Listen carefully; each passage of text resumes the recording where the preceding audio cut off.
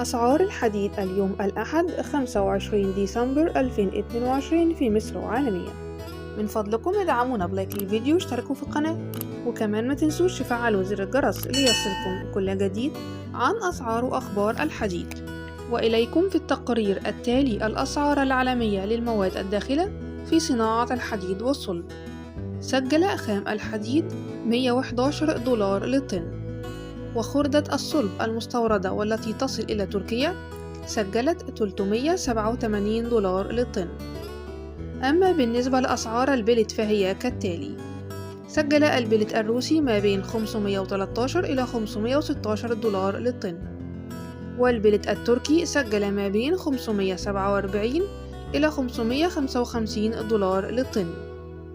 بينما سجلت أسعار الحديد التسليح في تركيا ما يلي: سجل سعر الطن ما بين 660 إلى $670 للطن.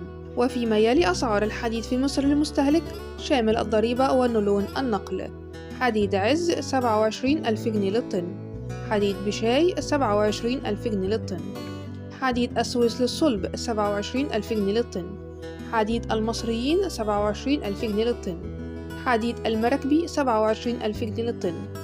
من فضلكم ادعمونا بلايك للفيديو واشتركوا في القناة، وكمان ما تنسوش تفعلوا زر الجرس ليصلكم كل جديد.